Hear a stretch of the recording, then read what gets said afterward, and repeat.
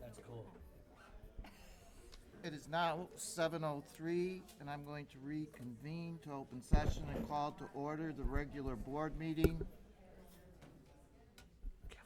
for Tuesday, October 10th, 2017. Jackie, can you call the roll, please? Mr. Rasak, Here. Mr. Carubus, Here.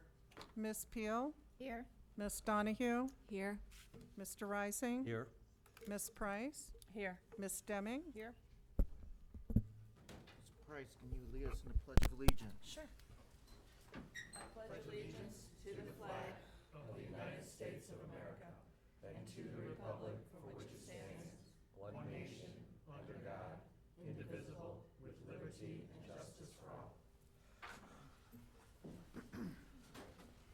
I know we have several board salutes. I'm going to start with Kathy Peel. The board salutes Grace Siebold, who was selected by Special Olympics Illinois to swim at Nationals next July in Seattle. Grace is the first District 204 Special Olympics athlete to ever be selected for Nationals. Congratulations, Gracie.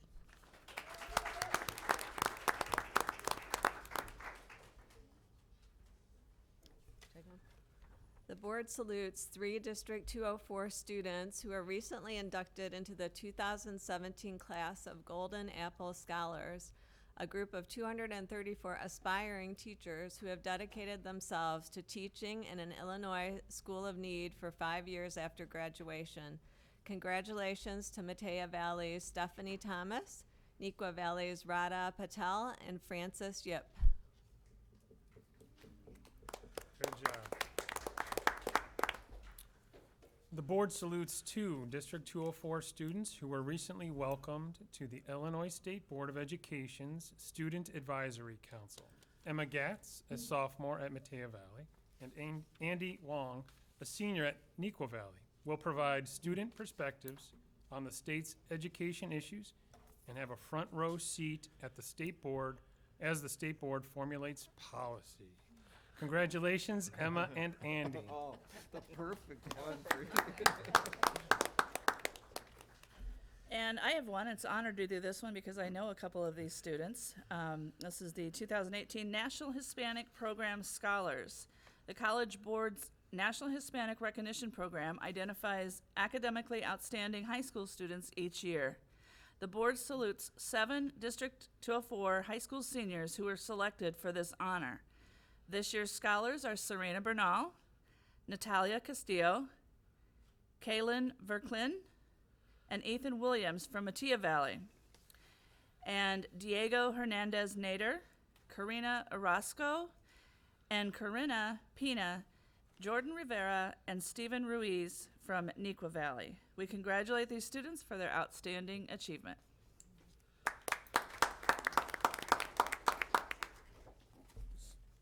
This salute just shows you what great staff we have. The board salutes Scullin Middle School science teacher Aaron Mueller, who was recently named one of the 5 finalists in Illinois for the Presidential Award for Excellence in Mathematics and Science Teaching.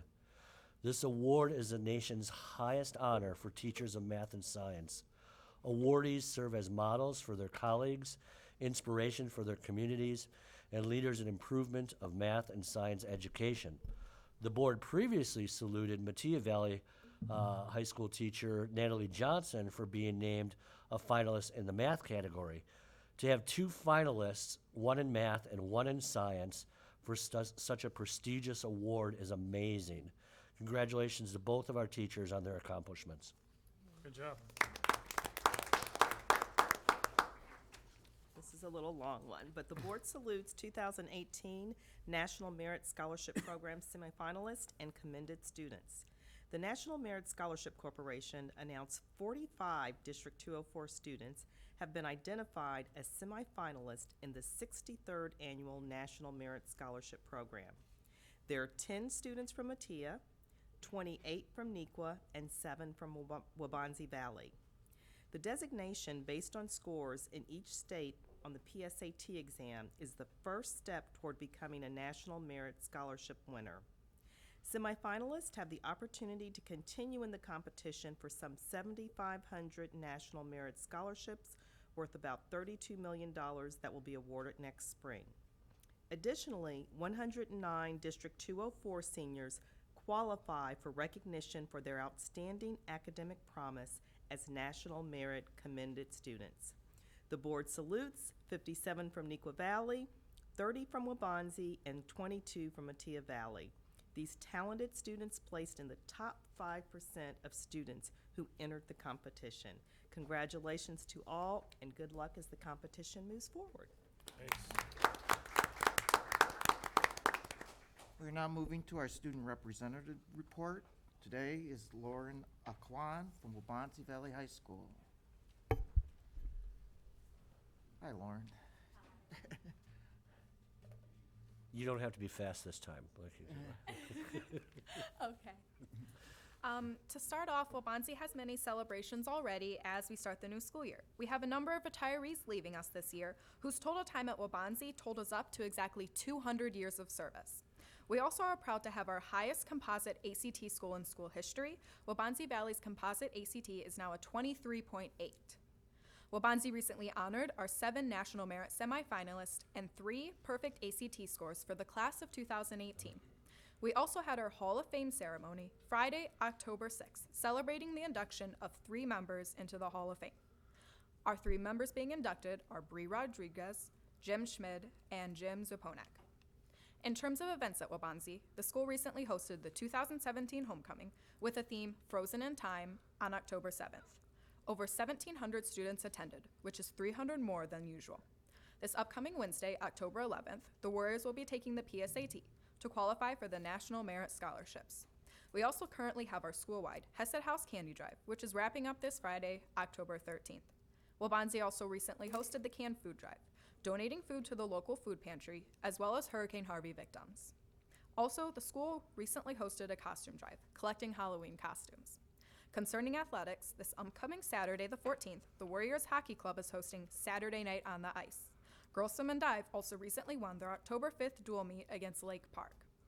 Waubonsie has had a successful start to the school year, already accomplishing great things in academics, athletics, and beyond, and we look forward to a great school year. Thank you. Okay, it is now time for public comment for non-agenda items. If you are here to speak to an agenda item, and I don't think anyone is, that comment will be taken immediately prior to that item. 30 minutes is allowed for public comment, and each person is limited to 3 minutes. When addressing the board, we ask that you respect the confidentiality and safety of our students and school district personnel. We also ask that those addressing the board be cognizant that this is an open meeting and is available to all age groups, and as such, ask that you consider who the audience members are this evening and keep comments age appropriate. Public comment represents the voice and opinion of the speaker. There will be no feedback from the board members during the meeting. The follow-up will be provided by an administrator as appropriate. Our first public speaker is Sally Glavin.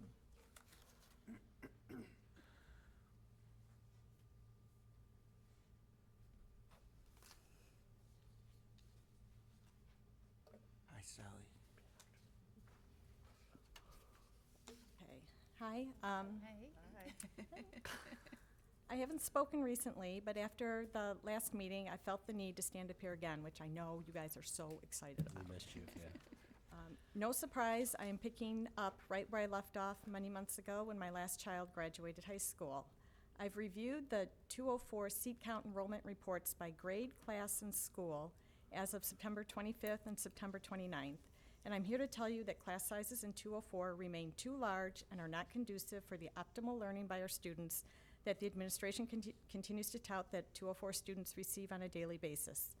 Yes, 204 students score well on standardized tests. Many spend hours in review courses, take practice tests, and learn test-taking strategies and skills from paid tutors. Many are just really smart kids.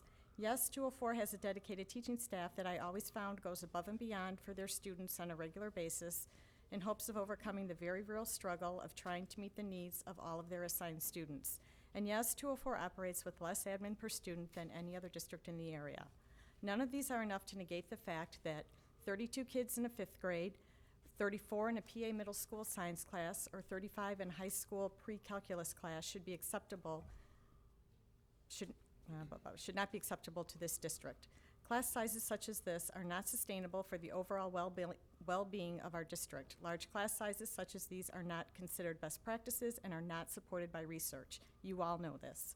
Last board meeting during the annual hiring report presentation, it was noted that almost 48% of the teachers who left this district last year gave workload conditions such as large class sizes as a reason for leaving.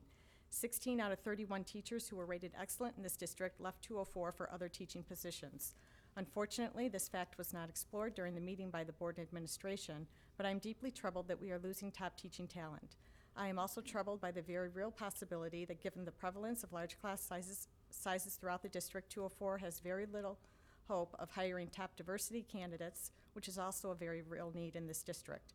Our comparable districts are also seeing their class sizes creep up, but their parents are already letting their admin and boards know that large class sizes are not acceptable through the use of petitions and board comments and letters.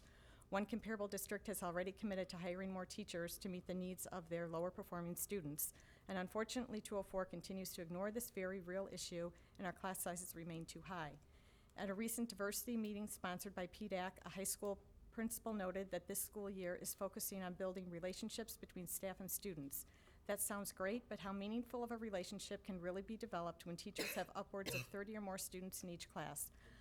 Our staff is already starting out in a deep hole while trying to meet each individual's need. That's not fair to them or the kids. I look forward to the acknowledgement of this continued issue and a much-needed plan of action to correct this problem for the good of our students who deserve better than we are providing. Thank you. Thank you, Sally. Wow. Next, we have Lisa Caduto.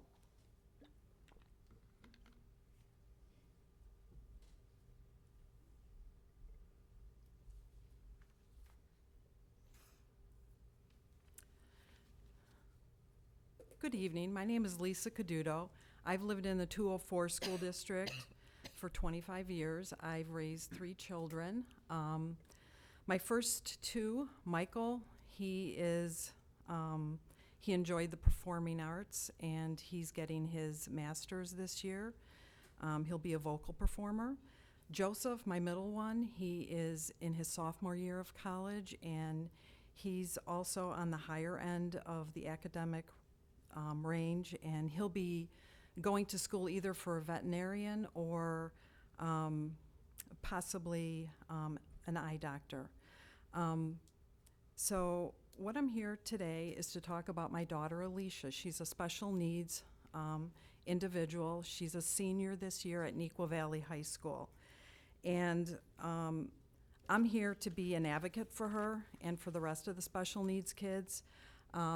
One of the things with Alicia, my daughter, and a lot of the kids that you'll see is it takes them sometimes a little bit of time than the normal kid to accomplish things, but eventually they get it. And this is why I'm here is for the STEPS program. I'd like to get more information as well as the other parents of special needs children. We'd like to know how the program is going to run next year. Will the children be separated into different buildings from their friends and their peers? What are the plans for STEPS next year, and when will we be hearing more information about STEPS? Also, what is the future vision? You know, I hope someday that, you know, in time, my daughter will enjoy all the dreams and the future that my 2 sons do. So that's what I have to say, and thank you. Thank you. And then Penny Boyle.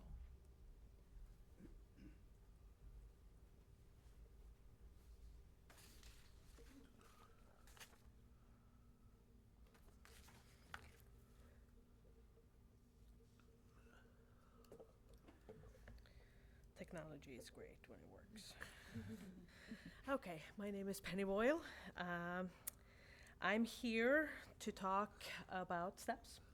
My daughter goes her second year at STEPS at Neuqua.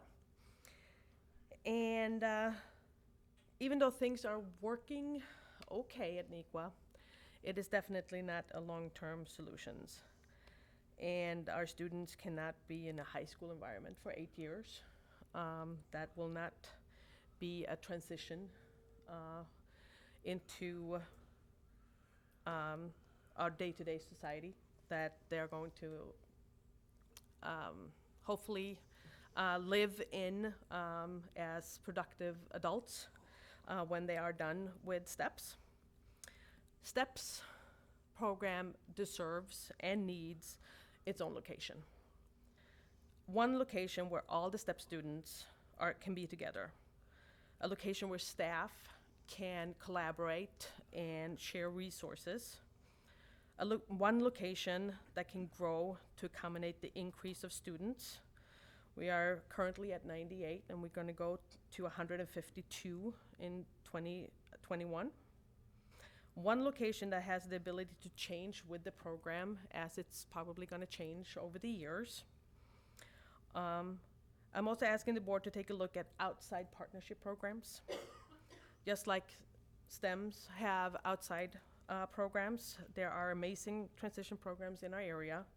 Aspire, Turning Point, College of DuPage, and many more.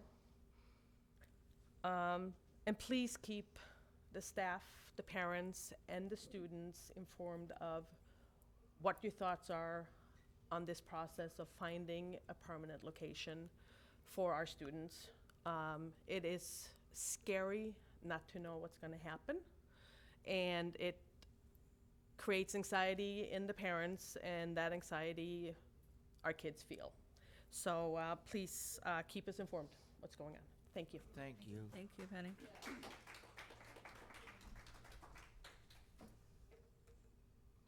Okay, we are now moving to the consent agenda and superintendent report. We're going to begin with our superintendent report. Okay.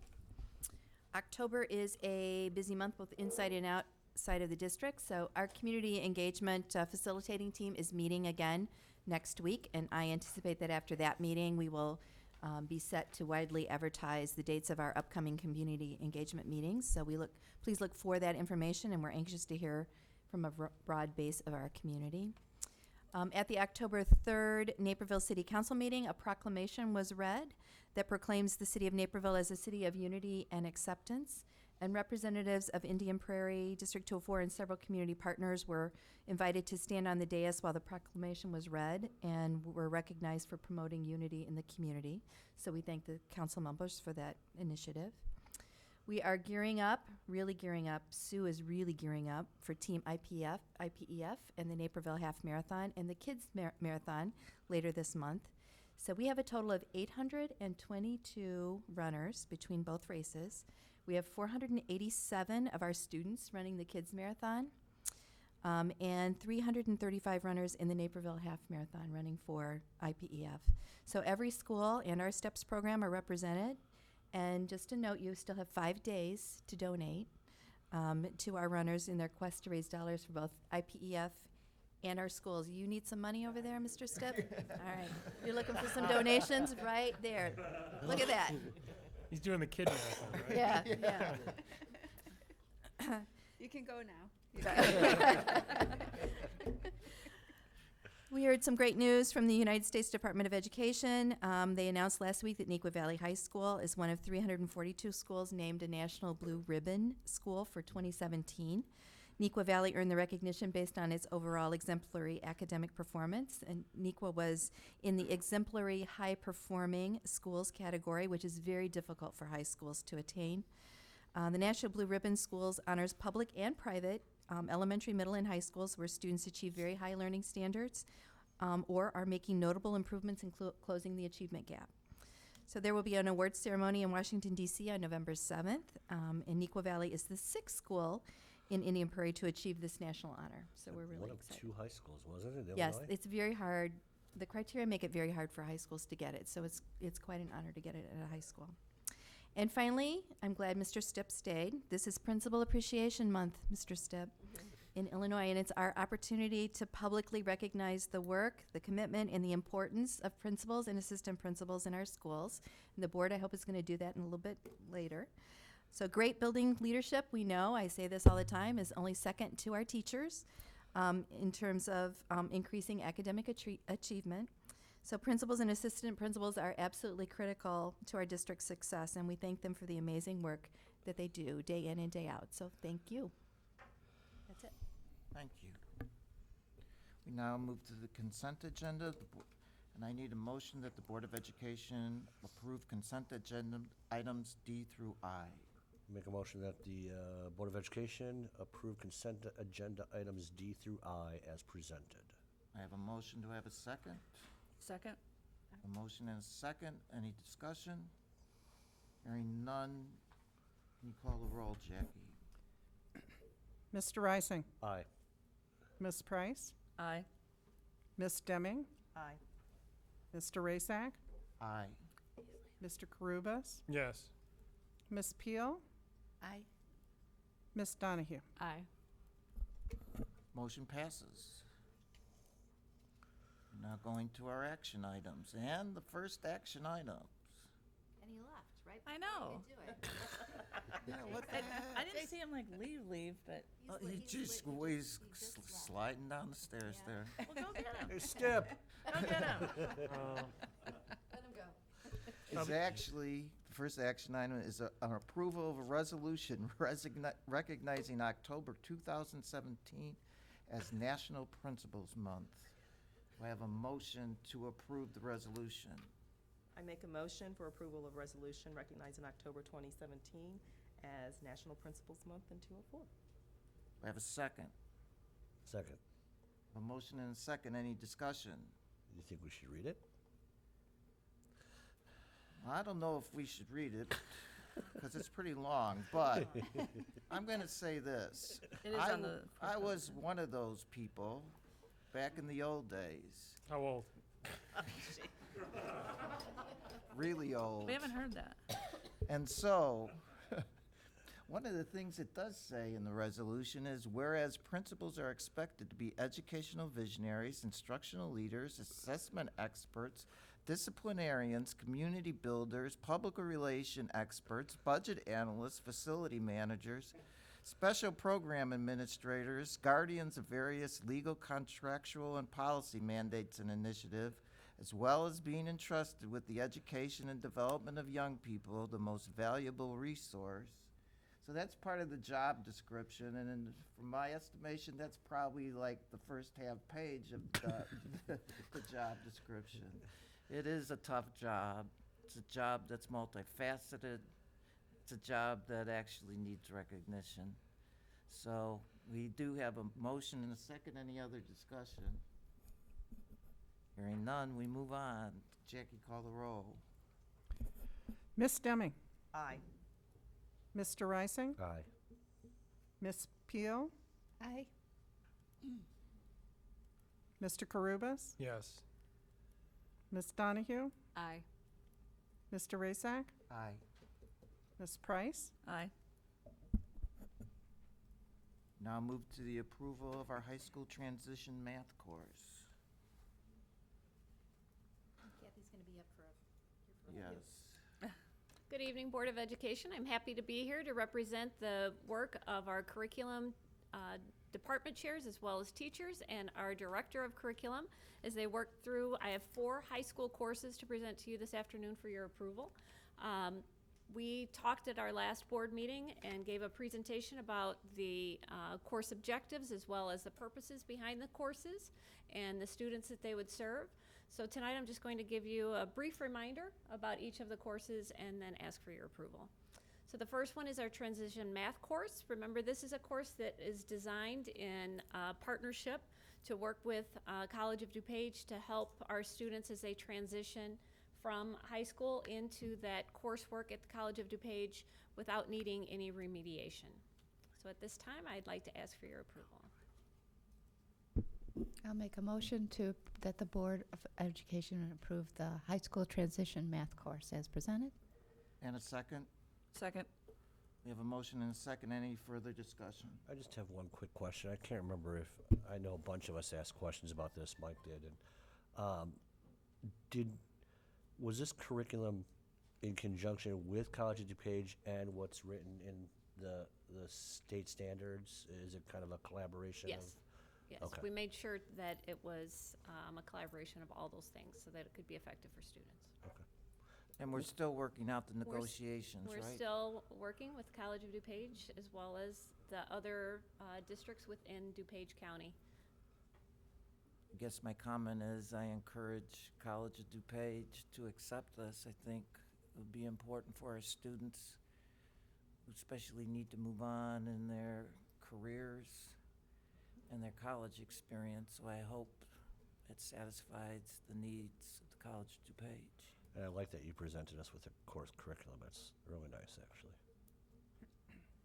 Any other comments? On the board policy part, 6:40. Mhm. It's got that was 7 coming. factors. This curriculum, this course and the other courses and curriculum satisfy those 7 factors, right? Yes, sir. Thanks. Any other questions? You know what, I'm sorry, I don't think I asked this question last time. If for some reason College of DuPage does not follow what we anticipate, Mhm. would there be, do we feel that the course would still be of value? Absolutely. And we Okay. think the course is very beneficial. And even if there isn't a sliding scale, we think that this course will help prepare students to take that test in order to move forward in their education there. It's good for kids. Any other questions? Jackie? Ms. Peel? Aye. Ms. Price? Aye. Ms. Donahue? Aye. Ms. Deming? Aye. Mr. Carubus? Yes. Mr. Rasak? Aye. Mr. Rising? Aye. We now move to American Sign Language 3 course.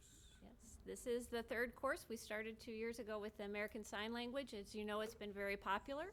This will give students an opportunity to continue their education in this language, in this world language, and we'd like to present this for your approval. Okay, I'm- do what? Have a motion? I move that the board approve the American Sign Language 3 course and curriculum as presented. Second. We have a motion and second. Any questions? How do you say yes in sign language? Spell it. Yeah. Yes, it's this way. You can spell it. I'm not teaching the course, but it's one. No. Do we want to do it inside? Jackie, can you call the roll? You might have to look. It'll just take longer that way, FYI. Okay. Yeah. Ms. Deming? Aye. Mr. Rising? Aye. Mr. Rasak? Aye. Ms. Peel? Aye. Mr. Carubus? Yes. Ms. Price? Aye. That's for clapping. Yeah. Applause. Applause. And Ms. Donahue? Aye. Motion passes. Time to move on. Hope you're not going to ask me how to code yes. for the next one. I can't. We gotta do it on our phone. The next course is our Advanced Placement Computer Science Principles course. As you know, the College Board dictates the curriculum as well as the process through it. But we would like to also ask your approval to offer Advanced Placement Computer Science Principles for our students. Do I have a motion to approve? I move that the Board of Education approve the AP Computer Science Principles course and curriculum as presented. Second. I have a motion and a second. Any questions on computer science? Hearing none, Jackie, can you call the roll? Ms. Price? Aye. Ms. Peel? Aye. Ms. Donahue? Aye. Mr. Rasak? Aye. Mr. Rising? Aye. Ms. Deming? Aye. And Mr. Carubus? Yes. Ms. Pease is almost done. We now have the math fundamentals Yes, curriculum. and for this course, I'd like to not only thank our department chairs and math teachers, but also the Student Services Department, because this was truly a collaboration between both departments to be able to offer this course for students It replaces the Math 300 that was in place before, and as you know, our goal for this course is to help students achieve and be able to take Algebra 2, as we know is a good indicator of success by the end of their high school career. So at this time, I'd like to ask for your approval of Math Fundamentals. And do I have a motion? Make a motion for the approval of Math Fundamentals curriculum as presented. And- Second? I have a motion and a second. Any discussion, questions? Just have one comment, and I made that in writing, and I do think this is excellent. You know, earlier we talked about accountability, and I think this course is a great chance to measure our kids. So when our kids take this in 2018, it would be great to follow them throughout their high school career, to see what their grades are and see what sequence of courses they take. I just think Absolutely. it's a great opportunity to do this. This is a good course, and hopefully it has really productive ends. Any others? With that, Jackie? Mr. Reising, Aye. Ms. Deming, Aye. Ms. Price, Aye.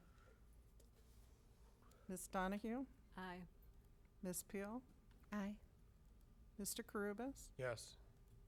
Mr. Rasak. Aye. Thank you. Thank you. Now we move to the consideration of our bonds here. And I need the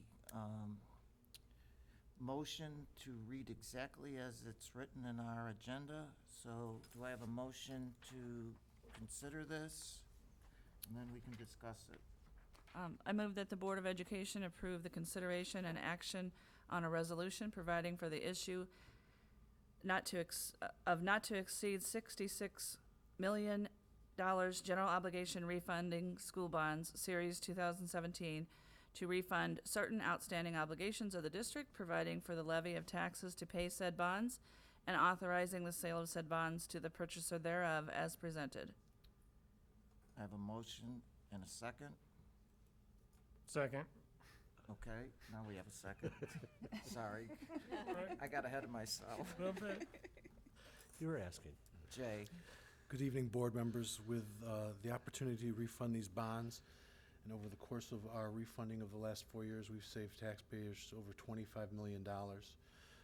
It's been this board's and previous boards' charge to try and save as much money with those bond refundings as possible, and it dates back to Dave Holmes' era. So this is another one of those great opportunities to save our taxpayers money. This parameters resolution is what we will take to the market tomorrow, and I'll have Mr. Lewis go over some of the particulars of that with you so you know what you're signing. And tomorrow, hopefully, we have a good opportunity to save some money for our taxpayers. Thank you, Jay.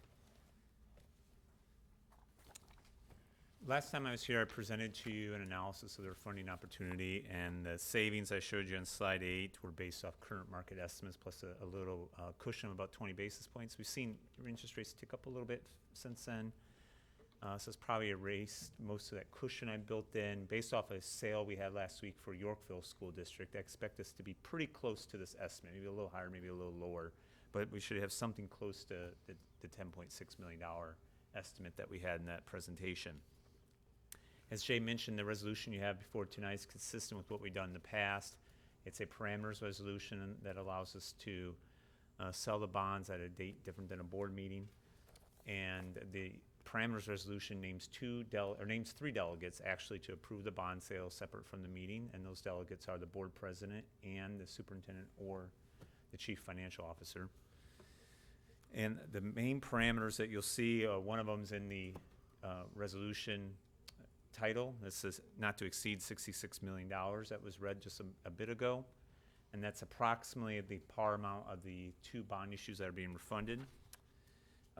On the first page of the resolution, it names those 2 series, 07B, the 09A.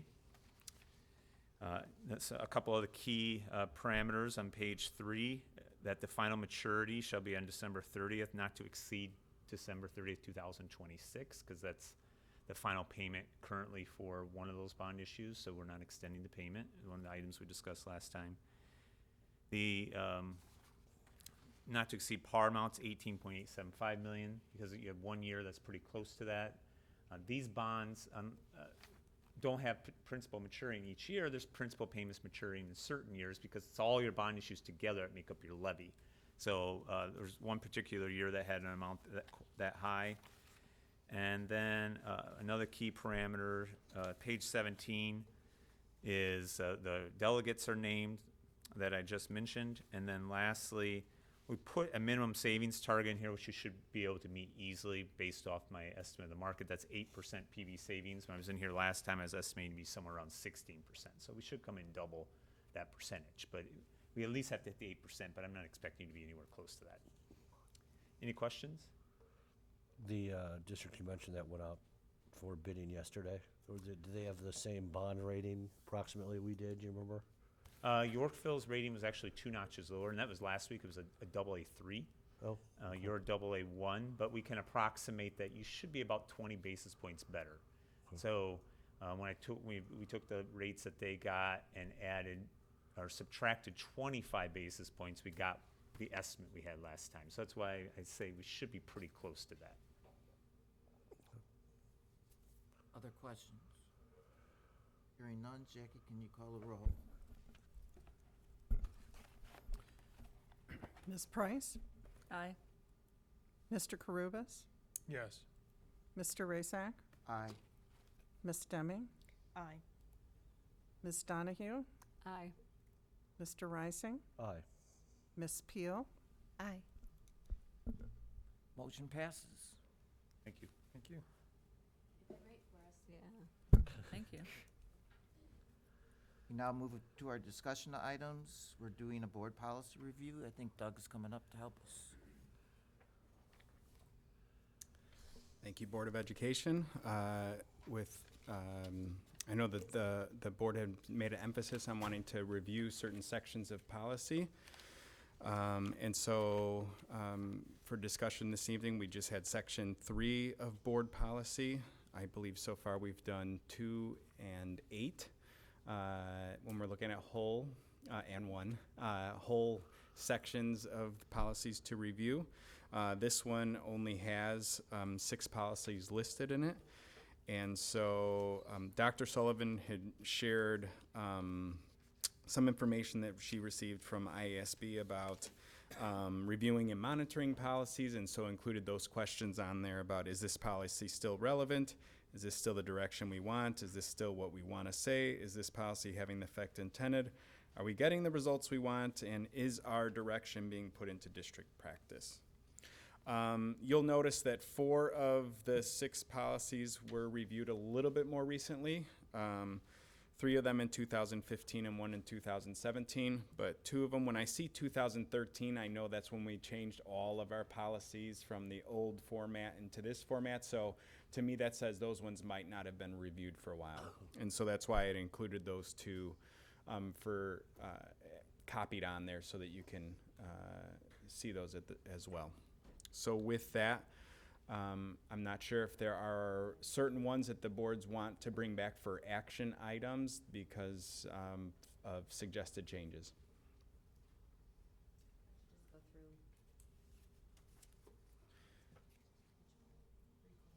There's only 6 of them. Not all here. All right, I'm not sure what. So do you just want me to say the title of them? Yeah, okay. So 310 is goals and objectives. 330 is chain of command. 340 is regarding the superintendent. 350 is the administrative personnel other than the superintendent. Then administrative responsibility of the building principal, and finally succession of authority.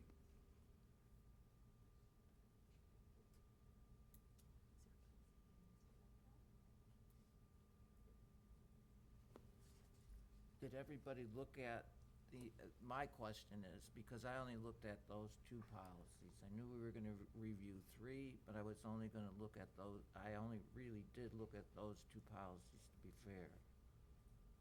which I found to be acceptable. Did anybody else look at the entire, did they do the same thing I did? I did the same I did thing. the I same just thing. did, yeah. I looked at them all. Oh, good for you. Justin knows them Since by we're Figured heart. they were there. They were. I read We're- more. We're also going to be reviewing additional the whole manual policies for other again. sections in the future. So if you want them all included, I just know that can be, this is a really small one. The next ones we get, I mean, there can be a lot of policies in there. So I only included the ones for you to see of ones that you wouldn't have looked at recently. So for process reasons, as we review whole sections, I'm open to suggestions there as well. I would just like to read the one on, we've been taking so much time over the course of the past 4 years to firm up our superintendent evaluation process that I just want to make sure I look at those two policies and just make sure they align to what, you know, what our practices are. Because, you know, admittedly, I just looked at those two as well, 310 and 330. I just have a suggestion for the future sections, you know, because Mike said he's old, so, you know, I can see why he didn't do this, because, you know, he wasn't reminded of this. Maybe in future memos, maybe to include that, you know, per our previous board's directions, we will go through section number whatever. Will that help? That will help me. Put the attachments. if Everything helps. makes Actually, it would help me too, so I'm not as old as him, though. So can we look at this again at the next meeting and look at the entire policy? Yes, I think we should look at it and just affirm it. Sure. Yeah. Are we good with those two policies? I certainly am. I looked at those questions and I said, yeah, they're relevant. And let's see, it's the direction we seem to want to go. I didn't have a problem with it. It said what we wanted to say. The only question I had was, are these district policies, or are they board policies? So that was kind of, but I'm being told higher ups tell us it's board policy. When we went through this with the School Board Association, we had previously had everything labeled as district policies, and then they convinced us that it really is the board's policies, as the policy the board sets, and we changed the tab on the website and everything that inside to say board policy. Yeah, because number 9 even says that under general Right, school and administration. that's what you had noted. I know when we had this discussion a while back to kind of start saying district goals instead of board goals is because it seemed to be a common thing to blame the board for everything. So, in my mind, it is a district policy, but because as soon as you put the word board in front of it, it seems like a way to blame somebody, you know. You'd rather have Yeah. Rather shift the blame. Well, I just, you know, it's as if we're creating these out of midair sometimes, you know. But anyway. So board policy is technically district policy, but district policy technically isn't board policy? Well, they're technically, by as far as IASB is concerned, board policies. A district policy is set by the board. Yes. But And there's board also policy administrative goes into the policy, too. handbooks. It goes into, I mean, it sets that direction. So, any other comments on those two policies? I have one, and I don't know if it's not critical, but under policy 3:30, under the chain of command, the first paragraph, you know, no level should be bypassed except in unusual situations. That just seems a little vague. I'd like to, I would suggest we maybe firm that up, like if it's, I don't know, and I'm not looking. Some kind of emergency, Yeah, like even or if the except in next level's emergency unavailable situation. or something like that. Something like that, because I think anybody could claim, well, this is Well, unusual. this was unusual. So I would just like to tighten that up a little bit. That's my only suggestion. And where was that again, Lori? First It's on paragraph, the colon 330, end of the first 3:30. paragraph. Does unforeseen circumstances mean the same to you as unusual situations? Unforeseen circumstances? I don't know. I think that's just an example of like an emergency or. I think what you're something. saying is somebody could easily say, they can make, for whatever reason, oh, that person wasn't available when maybe they didn't make the effort to do so, or whatever Right. the case would be. Well, yeah, I mean, we've had situations where Right. we just might want to firm that up as a board. Mhm. I mean, I'm thinking if, in a situation where something should go to, HR, for example, and you happen to be in the hospital, that's an emergency, then that person should go to somebody else, or if it's an emergency for them as well. Right. Yeah, I can work on that. Okay. Whatever I do with that, I guess my other question is, with something like that, then would we want to bring it back for a first reading? Okay. I think, what Yeah, do I you think think? we have to. Versus consent. Yes. I Okay. think- And then I didn't look at these cross-referencing, the cross-referenced policies here. But maybe make sure that those are aligned as well, since we're changing language in this. I'll see if it refers to the same type of thing. Other comments? We might get out of here before the kids do. One last clarification. So the other four will bring back for a same type of discussion? Yes, And then we'll please. just make sure that all four are posted on there? Yes, please. Got it. Thank you. All right, thank you. Last but not least, I have, unfortunately, a large Board of Education update. The first, and we just received this Fall dinner. today from the IASB DuPage Vision dinner meeting. Came in our emails. That meeting is 19. September 19th, October 19th.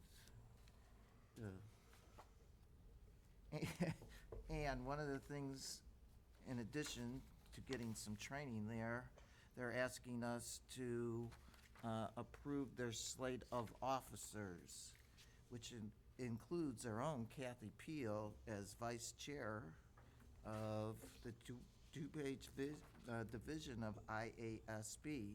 But there were other names: Thomas Rubio as director, Robert Friend as chair, Kathy Peel as vice chair, resolution chair Terry Felden, and directors at large James Blair, Jean Randazzo, and Erica Nelson. It states that we need one of our members, probably Mark in this case, to vote for our entire board, yes or no. And that's coming up next week, so we won't meet. So does anyone have any issues with that slate? And do we give Mark authorization to vote yes? Kathy, you want to vote yes vote?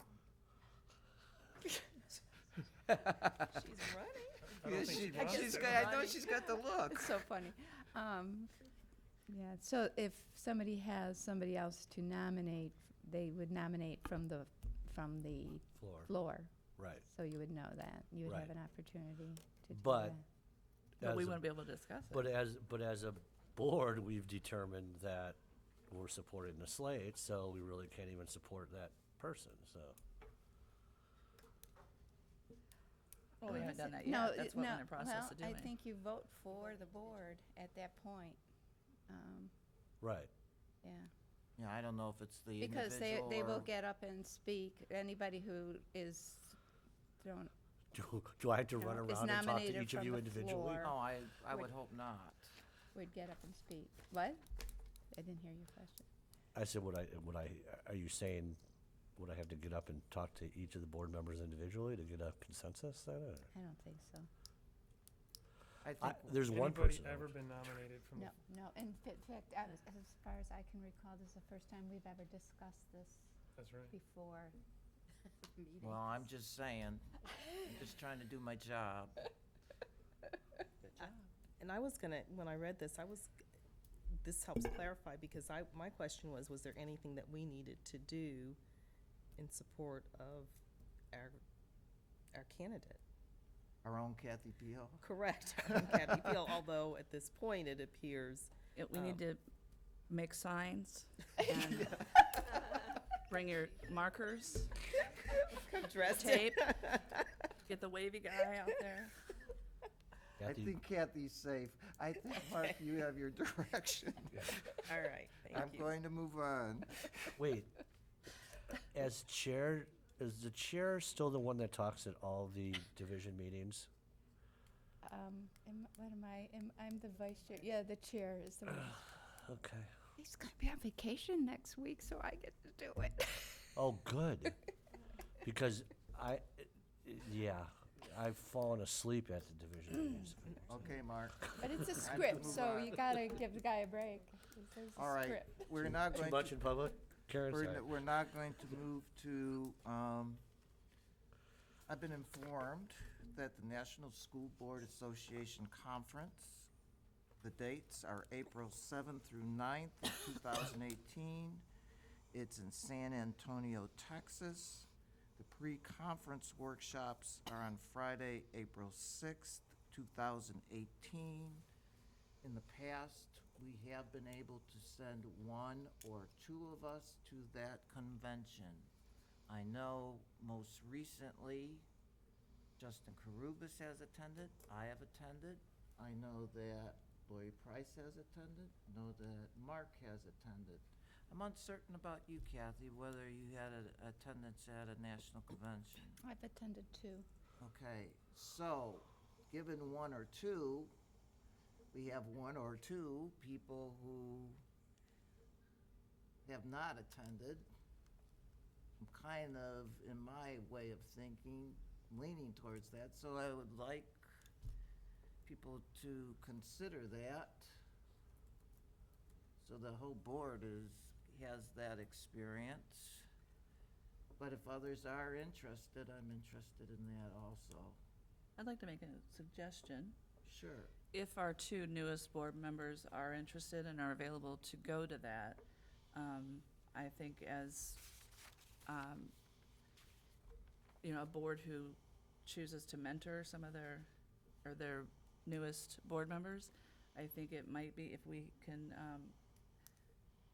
swing this in the budget, to have a third person go, a more veteran person go, and show them, because it can be very overwhelming. And so if there's room in the budget, I would suggest a third person, just because it is. I mean, it is very overwhelming. I don't know, when Mark and I went, we were pretty new to the board, and we navigated it fine, but it would have been nice to have someone there to kind of show you the way and what things to avoid, what is necessary, what isn't necessary, and kind of be a filter for you. That's my only suggestion.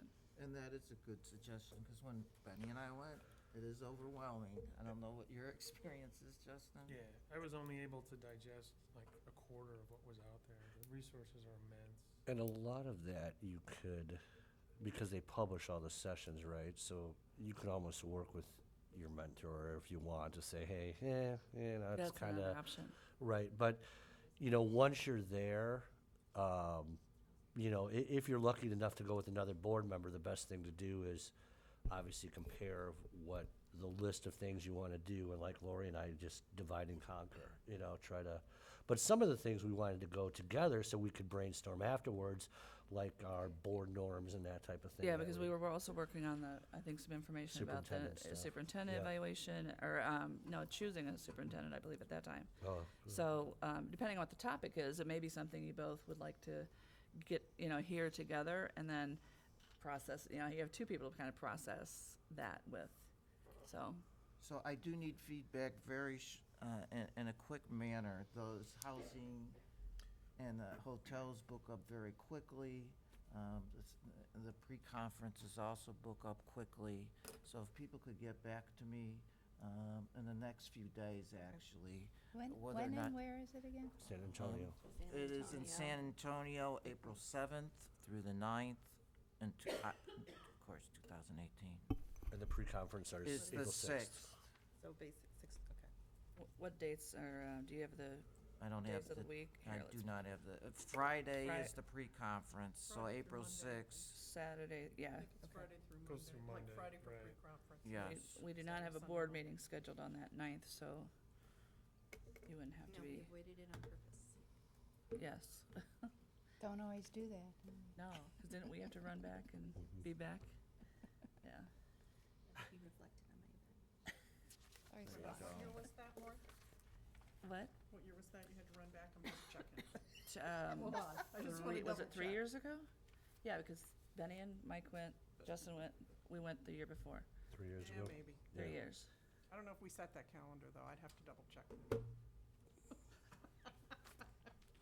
So We've next, learned. thank you for that. Next, I did attend a LEN meeting. At the LEN meeting, we had a presentation by Klein, Thorpe, and Jenkins on the evidence-based funding model. It was quite interesting. The model works if there's a $350 million, you know. Every year, it's yeah. every year. For 15 years, yeah. For 15 years. Tier 1 works with $150 minimum. Actually, during the course of this evidence funding model, they used 24 instead of the 27 initial essential elements. No one was able to determine what 3 were missing yet, right? Am I missing this? No. Did they mention Jay's why gonna they find did out that? tomorrow, right, Jay? So we don't know what 24 essential elements were. Did they list the 24? Because the 27 were in the bill. Somehow it got missed in Huh. at the last hour. Not that essential. Yeah. Of Well- course, this does not solve issues like pension cost shift, property tax freeze. And the other thing that I found interesting is when we went through this the whole time before, one of our former board members talked about what a funding model should look like. And it should be like easily transparent and easily understandable. On one page. And on basically one page, we had like 20 pages of diagrams trying to figure out what the evidence model was. And I think, I hate to say this, but most people left more confused when they left than when they came. So they haven't yet met the criteria of being understandable or on 1 or 2 pages, which everybody can get. So we're gonna have to work ourselves through it, as we heard earlier today. We might find out what our monies for this year are in December. Does, do you know, does PEG have that slideshow? I'd love to see that. Yes. I said could they probably were gonna reach put it out to up on them. the Okay, website, so all right. if it's not there, let All right. As Karen mentioned, I don't have much more. They had the Indian Prairie Educational Foundation meeting on October 4th. Clearly, the emphasis of that meeting was on the marathon and kids marathon. I encourage us as a board to work together with all our groups, and hopefully you'll be out there cheering either the kids or our adult runners who will be in yellow. Can you ask, as board members, can you ask Sue again to send us the dates of like the get-togethers? Like, whether you're having something on Saturday morning or Friday night or something like that. Can you give us those dates again? Yeah, and I Okay. can give them now. Sue can send them to. Team IPEF Breakfast is October 21st at Top Golf. And that's early in the morning, I think 8 o'clock. The Kids Marathon is October 21st. It's gonna start at Naperville North High School. It's gonna be late afternoon. Sue can give more. And the Naperville Marathon, of course, is in the morning on October 22nd, 2017. One thing that is changing over the course of time is that there are 2 big subcommittees, the community, a fundraising committee and a governance committee and board directors, in addition to going to the big IPF meeting, meet really once or twice during the month prior to that meeting to start working on some of the fundraising activities and kind of cleaning up all the governance and bylaws that are going on. So it's a hard-working group. I think in your packet, and we're going to do this later, you have the 2017 resolution committee report. We'll have to consider those new resolutions and maybe the ones they're recommending to be reviewed. And that's at a future board meeting, but I would take this packet and look it over and read clearly. There's 3 or 4, I think, new resolutions, and you will want to just know what they say and see whether you agree or not. And the person that we send to this to vote needs our approval. I would say, just looking at the dates, we've only got 2 meetings before the actual conference. So we better start having the discussion next meeting about the resolutions that are up for adoption, so that whoever is in charge of that and goes and takes them to the resolution meeting, that they can get those answers in time for us to vote on the 13th, November 13th, before the November 18th meeting. Just